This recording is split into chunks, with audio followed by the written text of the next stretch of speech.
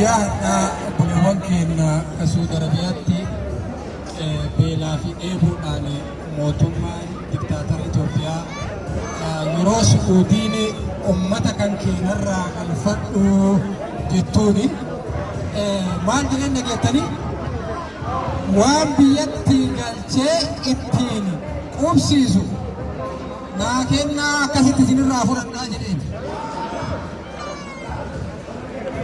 Ummanni keenya waan kana hundi isaa hubatee hin jiru.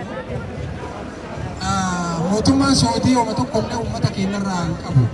Haga har'aatiyyuu daabboo tokko tokkoo fi feestaanii gurraacha nuti amma soolidaaritii ittiin agarsiifne kanayyuu mootummaa Saawudiitu gargaaree feestaalii kanayyuu galchee fi uffatan malee akka mootummaa abbaa irree Itoophiyaatii fi feestaalayyuu uffatan.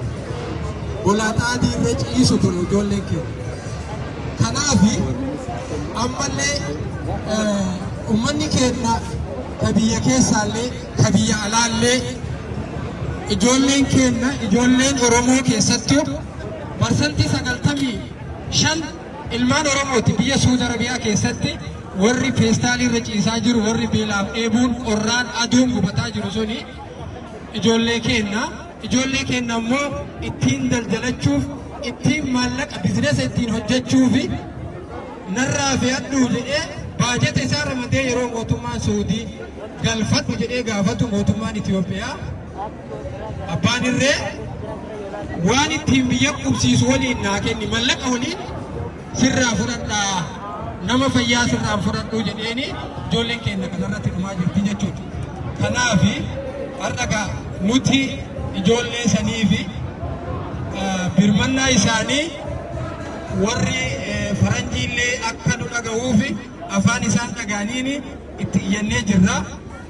Har'allee borullee nuti ilmaan keenya achitti gufataa jiran cinaa dhaabannee waan qabnu hundaanuyyuu sagalee qabnuunillee waliin dhaabachuudhaaf qophiidha. Kanaaf ammoo guyyaa har'aa ka magaalaa Munshin biyya Jarmanii keessatti ilmaan Oromoo biyya Saawudi Arabiyaa keessatti miidhamaa jiraniif sagalee ta'uudhaaf asitti wal geenne sagaleellee taaneefii jirra. Hundi keessanuu galatoomaa isiniin jedha.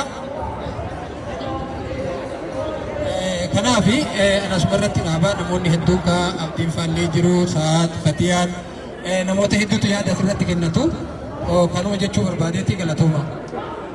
Nama keenya baay'ee galatoomii egaa ka anis hawaasa Oromoo biyya Jarman baay'ee tokko isin galatoomfachuu barbaada kan lafa dheeraa deemtanii Nuremberg irraa Erlangen irraa Baamberg bakka garaagaraa irraa si waliin qabamne jechuudha.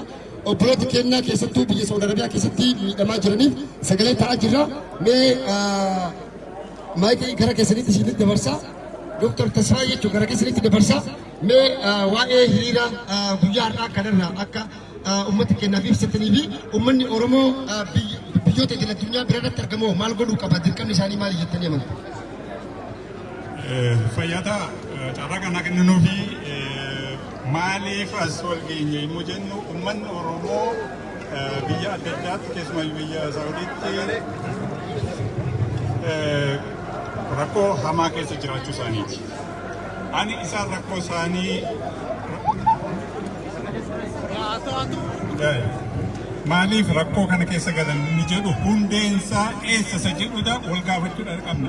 Hundeen isaa biyya isaanii keessa nagaadhaan jiraachuu maaliif dadhabanii ummanni Oromoo keessumaatii ergi Abiy Ahmed aangootti baheetii as itti labsamee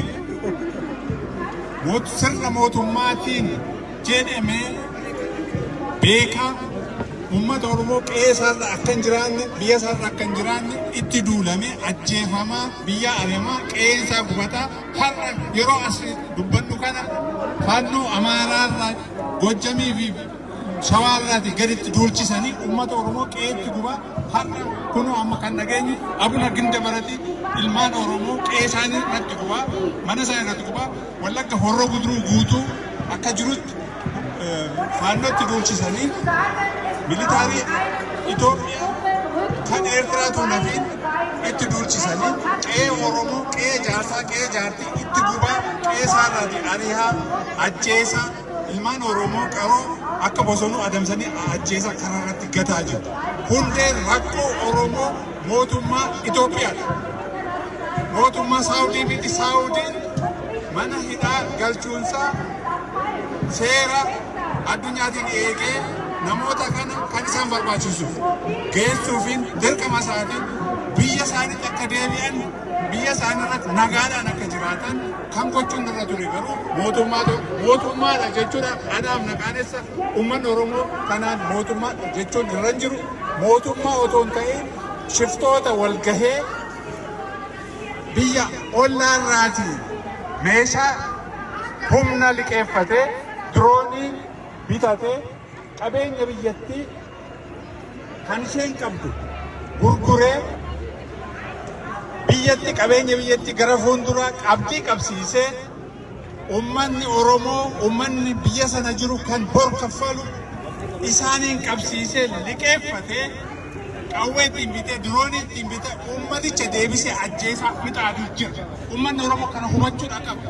Hundee rakkoo iddoon jiru mootummaadha ofiin jedhee shiftaa garsuu iddoo isaan hin beekamne eenyuudha akka dhufan hin beekamne mootummaa aangoo mootummaa qabatee aangoo mootummaa hiriirsee ummata Oromoo ummata Tigree ummata Matakkal Gumuuz ummata hundumaa Itoophiyaa sana keessa jiru Amaarootuun hafiin fichisiisaa kan jiru shiftaa faashistii mootummaa ofiin jedhee Finfinnee keessa jiru kanadha hubachuu qaba uummanni Oromoo.